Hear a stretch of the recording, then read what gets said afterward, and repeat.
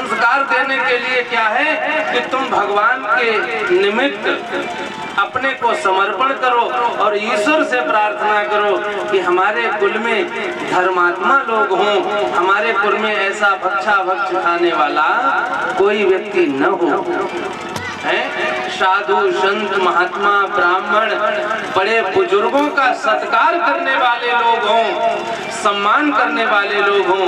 ऐसे लोग जब होंगे तो आगे की गति बदलेगी और ऐसे लोग नहीं होंगे तो गति बिगड़ जाएगी। क्योंकि आप लोगों ने देखा होगा, आपके देखते देखते ऐसे भी परिवार रहे होंगे जिनमें आज दीपक जलाने वाला नहीं है, और आपके देखते देखते ऐसे भी परिवार होंगे जो किसी समय एक ही व्यक्ति था, आज उसका बहुत बड़ा परिवार हो गया है, बहुत बड़ा परिवार हो गया है। नहीं, तो ये सब क्या है? ये भगवान की कृपा है। भगवान की कृपा का सहारा सदैव लेते रहिएगा। आज नारद जी क्या करते हैं, भगवत प्रेमियों, सुंदर तरीके से उन ब्राह्मणों का सेवा करते हैं, उन संतों की सेवा करते हैं, और संतों की सेवा करते करते एक दिन बहुत सारे संत आ गए, चातुर्मास होने लगा। संतों की सेवा करते हुए संतों ने सुंदर तरीके से, भगवत प्रेमियों, बालक को सतुपदेश देकर के, ज्ञानोपदेश देकर के वो संत तो चले गए। व्यास जी कहते हैं, नारद इसके बाद में तुम्हारा क्या हुआ? वो संत चले गए, फिर तुम्हारा क्या हुआ? तो बोले महाराज फिर क्या हुआ कि एक दिन की बात, हमारी माता जी जो थी वो गाय का दोहन करने के लिए जा रही थी। क्या करने जा रही थी? गाय दूहने के लिए। वो गाय धोने जा रही थी। एकदा निर्गताम गोहा दुहंती निशिगाम पथे सर्पोत सत्पदास्पृष्टा कृपणम काल चेदिता।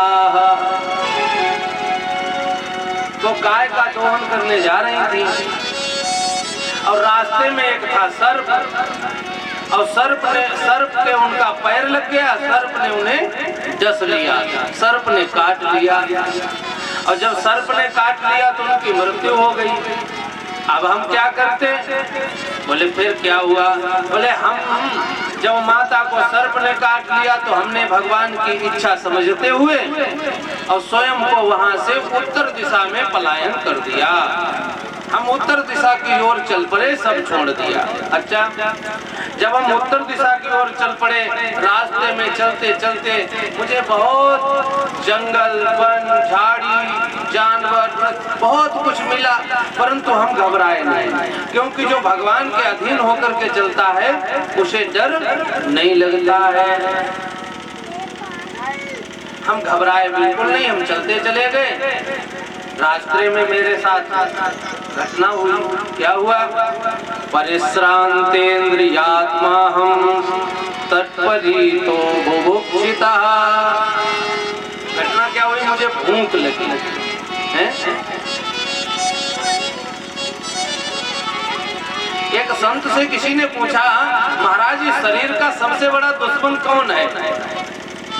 एक संत से पूछा कि महाराज इस शरीर का सबसे बड़ा दुश्मन कौन है? तो संत ने जानते हो किसे बताया? बोले शरीर की सबसे बड़ी दुश्मन भूख है। वो चाहे खाना की हो, चाहे पैसा की हो, चाहे किसी की हो, सबसे बड़ी दुश्मन भूख है। बोले क्यों?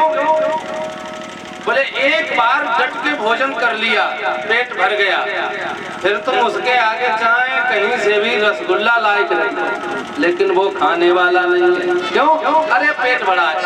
और 2 घंटे बाद फिर वो सूखी रोटी के लिए बिलबिलाने लगता है कि अब हमें रोटी मिल जाए, रोटी मिल जाए। है? तो शरीर का सबसे बड़ा दुश्मन अगर कोई है तो भूख है, और इस भूख को आप जिधर लगा दो उधर ही तुम्हारा कल्याण कर देगी भैया। इस भूख को तुम परमात्मा में लगा दो, तुम्हें परमात्मा की भूख हो जाए कि मुझे तो परमात्मा हासिल ही करना है। जब तुम्हें अन्न की भूख होती है तो तुम क्या कहते हो, अब हमें रोटी तो हासिल ही करनी है, अब रोटी बनाने वाला नहीं है तो भी हम चूल्हा फूकेंगे, आंखों से आंसू निकले, लेकिन नहीं, चूंकि भूख लगी है तो रोटी तो बनानी है। और इसी भूख को तुम परमात्मा में लगा लेना कि हमें तो भगवान प्राप्त करना ही है, तो कल्याण हो जाएगा कि नहीं।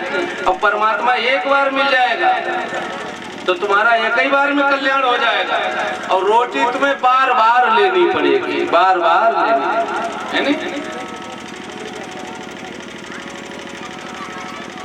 तो इसलिए नारद जी कहे हमारे साथ ऐसी घटना हुई, मुझे भूख लगी, तो हमने देखा एक नदी है, नदी के किनारे में बैठ गया, मैंने वहां क्या किया, स्नात्वा पीत्वा हृदय नद्या उपस्पृष्टो गताश्रमः। मैंने नदी में स्नान किया और जल पिया। अच्छा एक बात बताओ, सबसे ज्यादा आराम व्यक्ति को कहाँ मिलता है, सबसे ज्यादा आराम कहाँ मिलता है? एक व्यक्ति ने कहा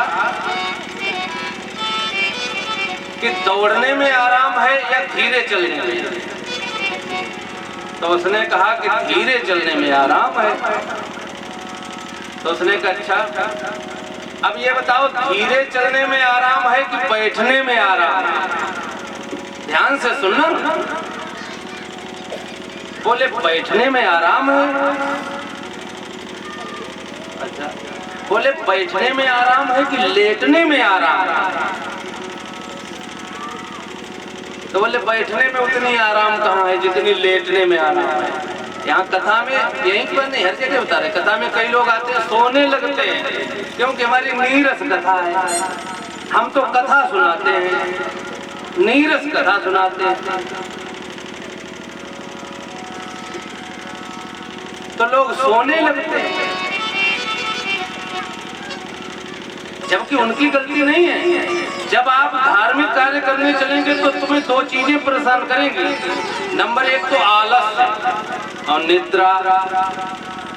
अब ये दोनों आलस्य और निद्रा जो है ना, ये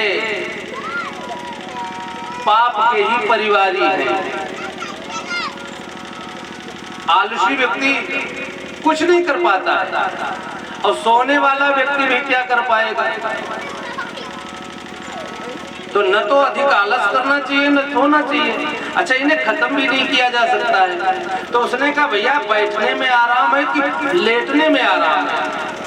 तो ले बैठने में उतनी आराम नहीं, लेटने में ज्यादा आराम है। अच्छा कहीं तो लेट जाओ, लेट गया। बोले अब ये बताओ लेटने में अच्छा लग रहा है कि सोने में अच्छा लगेगा? तो बोले लेटने से अधिक अच्छा सोने में लगता है। तो उसने कहा अब हमें ये बताओ सोने में आराम है कि मरने में आराम है?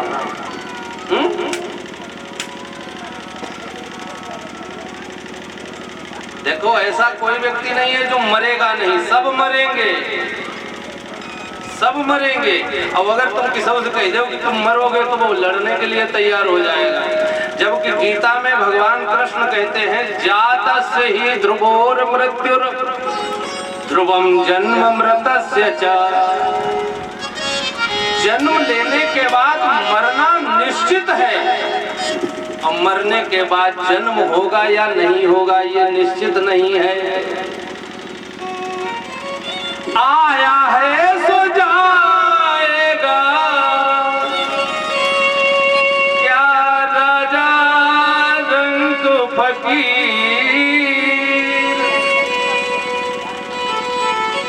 जो यहाँ आया है उसको जाना ही है, चाहे वो रईस हो चाहे गरीब हो, सबको जाना है। शरीर की गति जो हमारी होगी वही आपकी होगी, जो आपकी होगी वही हमारी होगी। अंत में सबकी एक ही गति होती है। तो नारद जी को भूख लग गई। अब नारद जी को जब भूख लगी तो नारद जी ने क्या, वहां खाने को तो कुछ रखा नहीं था। और जब व्यक्ति को भूख लगती है तो खाने को न मिले तो पीने को मिल जाए, पानी मिल जाए। तो नारद जी ने नदी में स्नान किया और स्नान करने के बाद उस नदी का जल ग्रहण किया। और जब नदी का जल ग्रहण किया नारद जी को आनंद आ गया, नारद जी की थकान दूर हो गई। जब नारद जी की थकान दूर हुई तो भगवत प्रेमियों नारद जी ने क्या किया, वहीं पर आसन लगा लिया और भगवान का भजन करने लगे। ये इनके पूर्व जन्म की कथा है। आज भगवान का चिंतन करने लगे। भगवान ने उनको हृदय में दर्शन दिया। बहुत समय जब बीत गया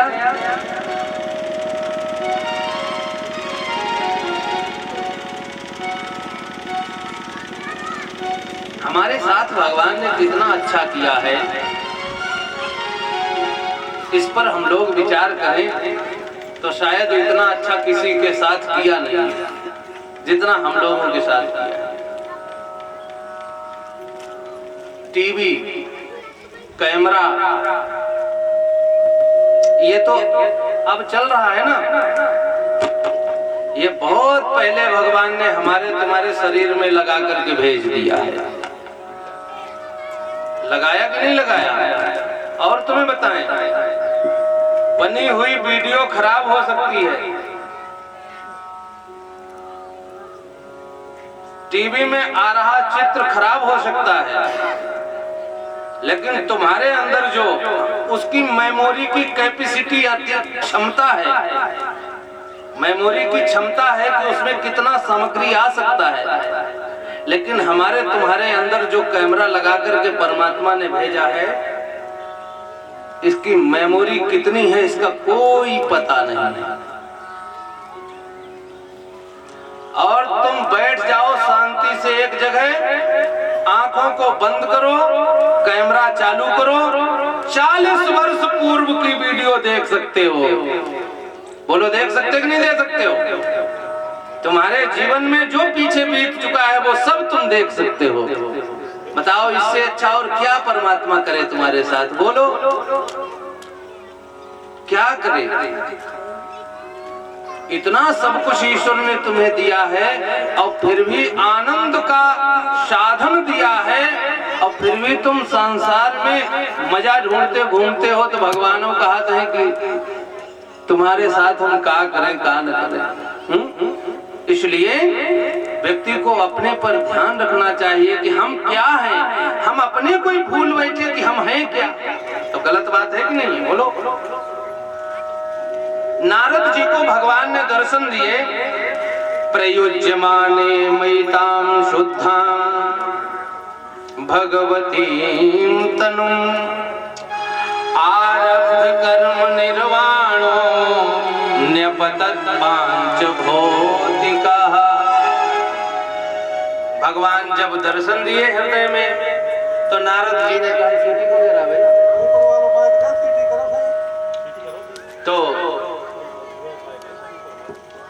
नारद जी ने कहा कि प्रभु आपने दर्शन दिए, अब हमें सामने तो दर्शन दो। तो भगवान ने कहा सामने दर्शन तुम्हें नहीं मिल सकते हैं। बोले इसके लिए क्या करना पड़ेगा? बोले इसके लिए तुम्हें ये पंच भौतिक शरीर छोड़ना पड़ेगा। तो कालांतर में व्यास जी हमने अपने पंच भौतिक शरीर को छोड़ा, और शरीर को छोड़ने के बाद ब्रह्मा जी की जब एक चतुर्युगी बीत गई, एक सहस्र चतुर्युगी बीती, तब ब्रह्मा जी ने सृष्टि का वर्णन किया।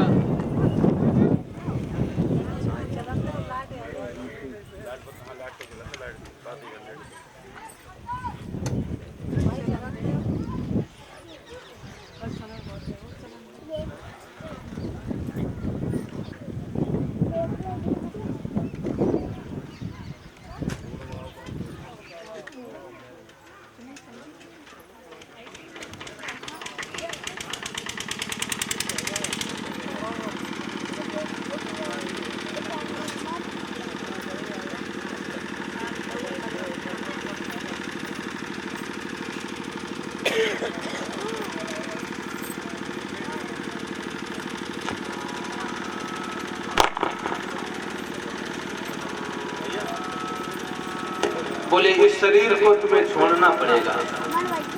नारद जी ने कहा, व्यास जी फिर मैंने कालांतर में अपने पंचभौतिक शरीर को छोड़ा और उस त्याग और तपस्या के कारण, उस सेवा के कारण जब 1 सहस्र चतुर्युगी बीत गई, तब ब्रह्मा जी ने सृष्टि की और उस सृष्टि के समय उनकी इंद्रियों से मरीच, अत्रि, अंगिरा आदि का प्रादुर्भाव हुआ और उसी के साथ में मेरा प्रादुर्भाव हुआ है। तब से मेरी वही तान गूंजती है, हम भगवान नाम संकीर्तन करते हुए घूमते हैं। देखो, जिस व्यक्ति के अंदर लगन होती है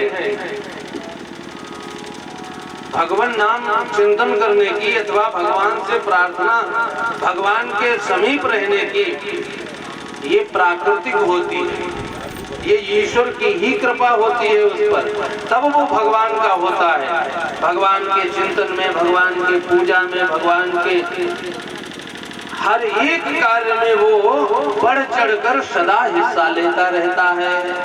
क्यों?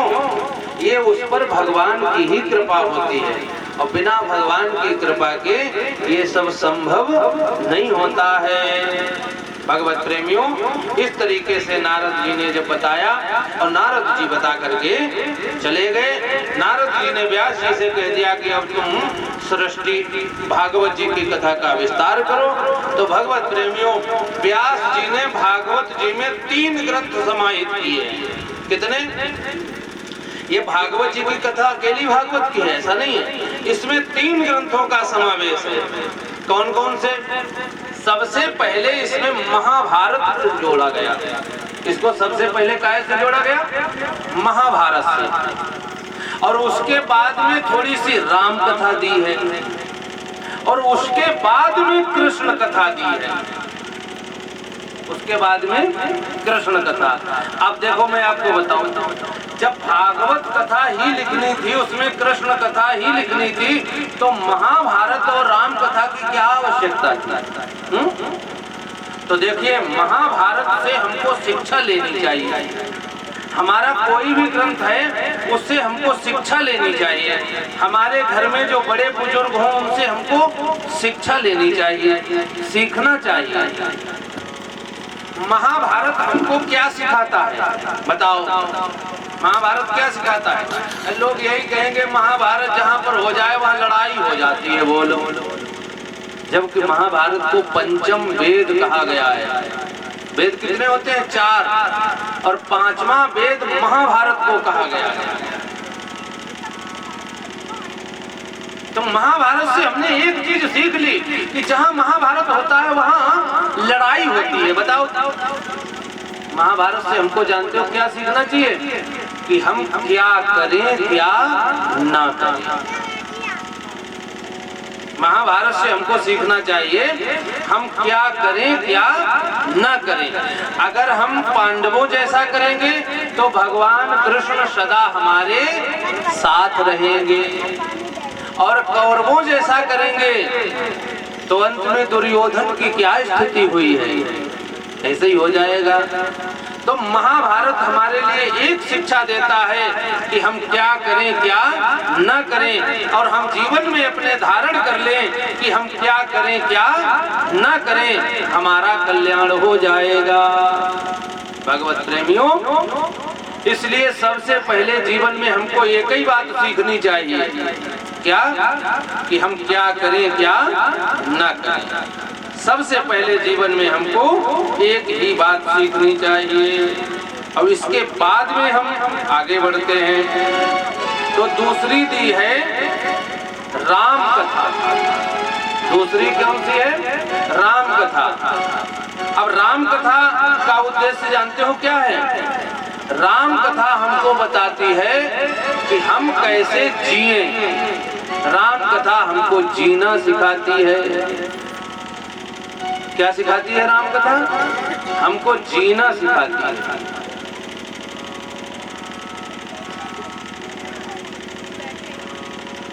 सही बात बता रहे हैं। अपने अपने घर में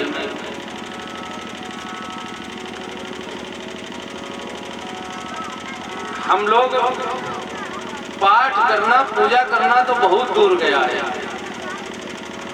ग्रंथ भी घर में नहीं होगा। जिसके घर में रामचरितमानस का ग्रंथ होता है उसके घर में भगवान का निवास रहता है, अथवा कोई भी ग्रंथ रहे।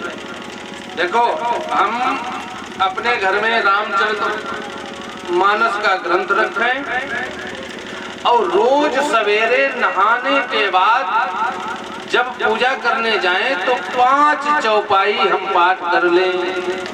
क्या कर लें? 5 चौपाइयों का पाठ कर लें। ये जीवन में एक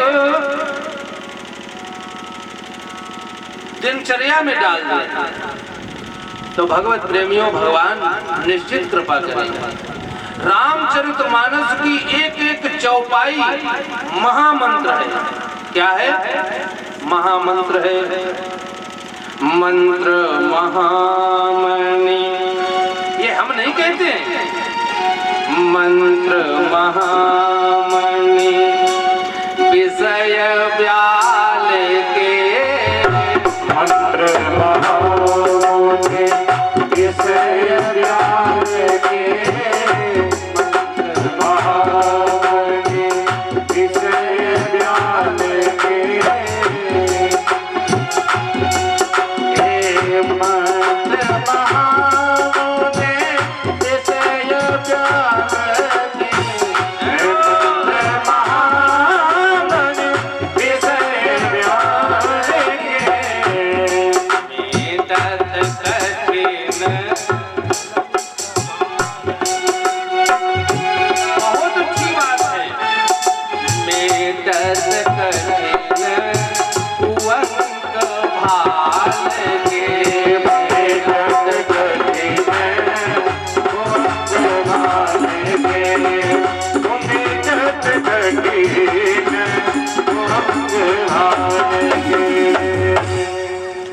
मंत्र महामणि विषय व्याल के, मेटत कठिन कुअंक भाल के।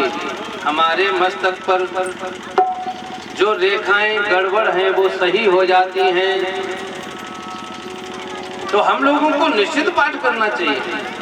रामचरितमानस बताता है मुझे जीवन में कैसे जीना चाहिए।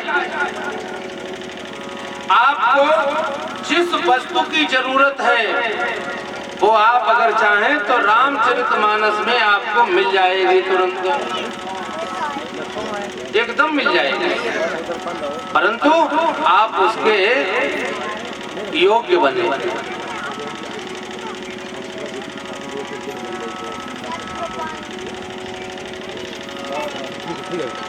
भगवत प्रेमियों, तो रामचरितमानस सीधी सी बात है कि हमें सिखाता है हम कैसे जिएं, हमको कैसे जीना चाहिए।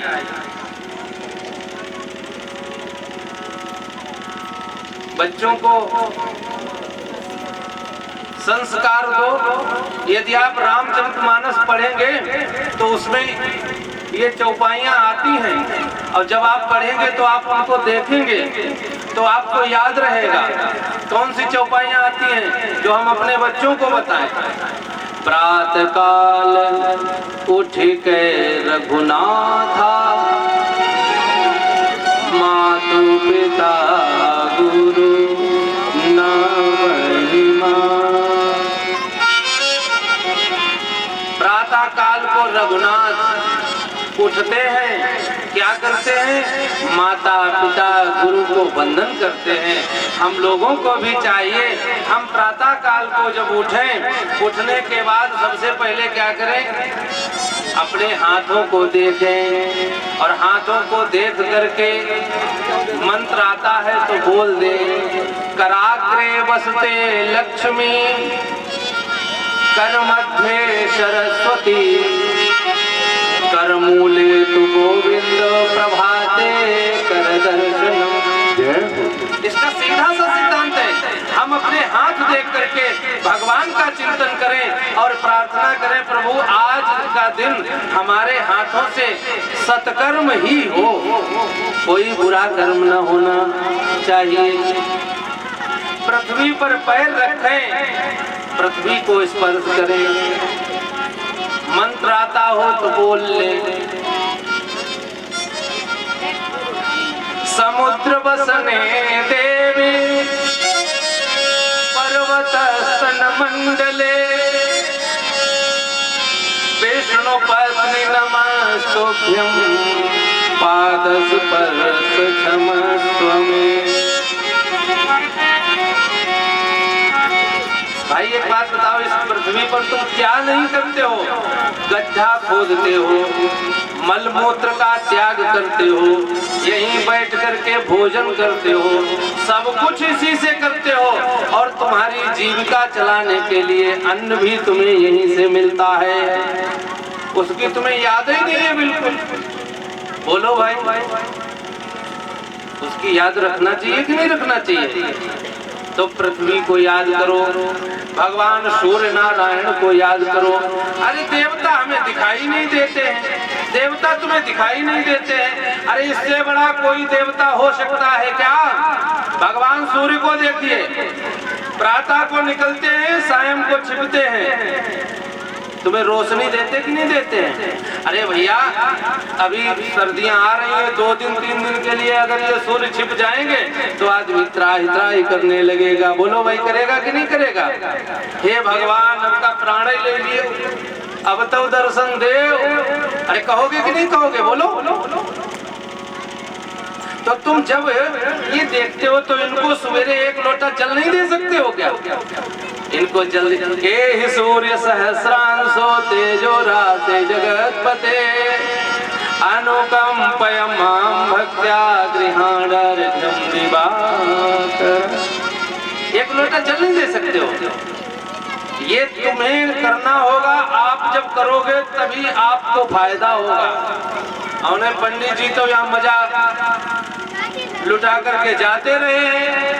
किसी ने कथा में तुमको ये बताया? बोलो, कथा में किसी ने बताया? अरे क्यों नहीं बताया? कथा बांचने वाले की, कथा कहने वाले की कुछ जिम्मेदारी है, समाज में कुछ बताए जिससे लोगों में जागृति हो और उसका कल्याण हो। देखो, तुम सूर्य भगवान को जल दोगे, उससे हमें लाभ नहीं होगा, उससे लाभ आपको ही होगा। अब कहते हो भगवान है, ये नहीं। अभी जेठ बैसाख के महीने में हवा थोड़ी देर के लिए बंद हो जाती है तो कैसा लगता है? बोलो। अब एसी वाले तो एसी चला लेंगे, कूलर वाले कूलर चला लेंगे, जिनके पास नहीं है वो क्या करेंगे? तो हाय रे गर्मी, हाय गर्मी, हवा चल जाए। हवा कौन है? ये पवन देव है, सूर्य भगवान, पवन देव, पृथ्वी माता। क्या चाहिए तुमको? भगवान नहीं? भगवान कैसे नहीं है? भगवान तुम्हें साक्षात दिख रहे हैं। रात्रि में रोशनी चंद्रदेव करते हैं, दिन में रोशनी सूर्य देव करते हैं। और ध्यान रखना, जो व्यक्ति सूर्य की उपासना करता है उसे कभी भी नेत्र का रोगी नहीं होता है, वो नेत्र का रोगी नहीं होता है। तो ये सब करना चाहिए कि नहीं करना चाहिए? सब करना चाहिए। भगवत प्रेमियों, ऐसी स्थिति में व्यास जी महाराज जो है बता रहे हैं कि हमने दूसरा इसमें क्या है, राम कथा का समावेश है। और राम कथा में हम जहाँ चाहें, जो चीज चाहें हमको मिल जाएगी। एक साधु बाबा है ना, ये आपके यहाँ देखो बैठे हुए, तक बैठे, इनका सब कुछ छूट जाए पर पूजा पाठ नहीं छूटता है। साधु महात्मा जा रहे थे, स्टेशन पर रुक गए, और जब स्टेशन पर रुके भैया तो प्रातः काल को उन्होंने स्टेशन पे ही नहा लिया, और नहा करके वो बैठ गए और रामचरितमानस की पुस्तक थी उसे वो पढ़ने लगे। और रास्ता में बैठे थे तो एक नया लड़का निकला, बिल्कुल जवान। तो बाबा जी की जो ये घुटना था उसके पैर में लग गया, पैर में लगा तो वो बेचारा गिर गया। तो एकदम झल्ला करके बोला, बाबा क्या तुम करते हो? अरे मन आए वहीं मंदिर बना के बैठ जाते हो, पूजा पाठ क्या कर रहे हो? बाबा बोला, भैया क्षमा करें, हम तो अपनी दैनिक दिनचर्या कर रहे थे, रामचरितमानस का पाठ कर रहे थे। ये क्या होता है रामचरितमानस? बड़ा झल्लाया बाबा पर, जब बाबा पर ज्यादा झल्लाया तो बाबा ने क्षमा मांगी, बेटा कोई बात नहीं, बुजुर्ग भी है, कोई बात नहीं, ठीक है। अच्छा, जिस गाड़ी से उसको जाना था उसी गाड़ी से जाना था बाबा को। संयोग देखिए, बाबा जी उस गाड़ी पर चढ़ गए और वो भी चढ़ गया। अब वो डब्बे के अगले गेट से चढ़ा, बाबा जी पिछले गेट से चढ़े, और महात्मा टिकट तो ले दे, तो बेचारे सीट पर भी बैठने का प्रयास नहीं करते, जहां बैठ जाए ठीक है। अब वो आगे गेट से चढ़ा, बाबा पीछे गेट से चढ़े, और वो भाग करके पीछे वाले गेट पर आया। क्यों? उसने पहले अपना बैग चढ़ाया थैला, और उसके बाद में खुद चढ़ गया, और इतने में गाड़ी छूट गई वहां से, और श्रीमती उसकी स्टेशन पे छूट गई। तो आगे वाले गेट से जो चढ़ता है तो वो भाग करके पीछे वाले गेट पे आता है, और पीछे वाले गेट पर बाबा थे। तो उसने कहा, बाबा तुम अब यहीं बैठे? बोले हाँ। अरे तुम क्यों रो रहे हो? अरे हम रो क्या रहे, हमारी तो श्रीमती छूट गई। अरे तो क्या करोगे, तो रो गए। तो बाबा ने कहा, सुन बेटा, अगर तुमने जीवन में रामचरितमानस का पाठ किया होता तो आज तुमसे ये गलती नहीं होती। अब बताओ, रामचरितमानस में ऐसा क्या है जिससे ये गलती नहीं होती? क्यों? रामचरितमानस में लिखा है, अनुज सखा तब नाव मगाई, अनुज सखा तब नाव मगाई, अनुज सखा तब नाव मगाई, अनुज सखा तब नाव मगाई, सियई चढ़ाई चढ़े रघुराई,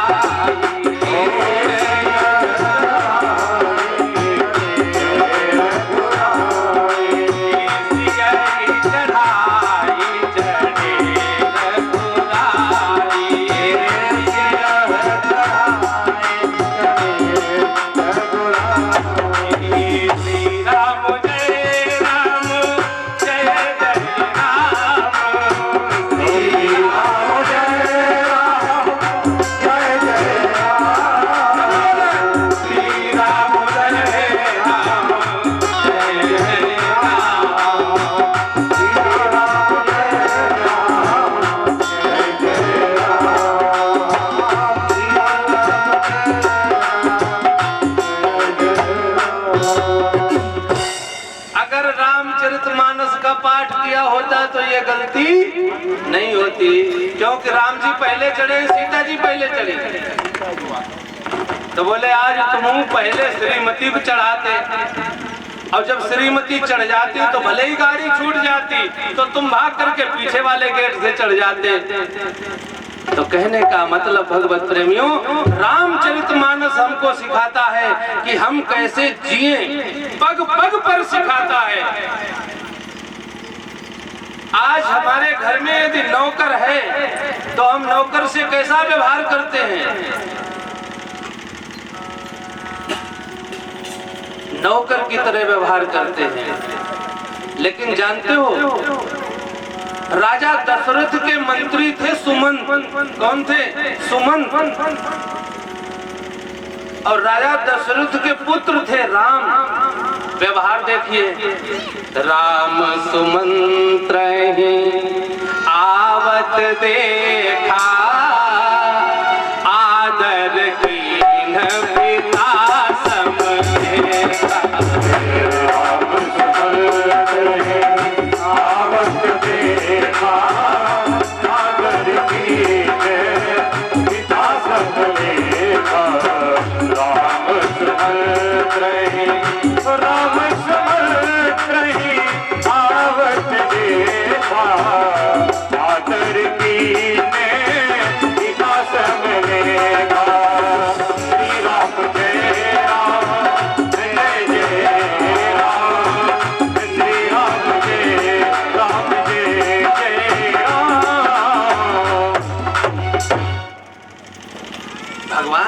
से हमें जीवन में, इसीलिए राम का क्या है, रामचरित्र। भागवत में रामचरित मानस क्यों है, राम कथा क्यों है? बोले भागवत में रामचरित मानस इसलिए है क्योंकि रामचरित है, राम का चरित्र हमें जीवन में उतारना चाहिए। अब मालूम तुम्हें सब एक बात क्या बताएं कि जीवन में व्यक्ति की लालसा तो इतनी है कि हमारी बहू आवे बिल्कुल सीता मैया जैसी। लालसा देखो, बहू हमारी आवे कैसी, सीता मैया की तरह। अब पिताजी कहते हैं बेटा हमारा हो राम जी की तरह है। अब खुद दशरथ बनना नहीं चाहते हैं, खुद कौशल्या बनना नहीं चाहती है। अरे जब तुम दशरथ बन जाओगे, माताजी कौशल्या बन जाएंगी, तो प्रभु खींचे हुए बंधे हुए चले आएंगे, प्रभु खींचे हुए बंधे हुए चले आएंगे।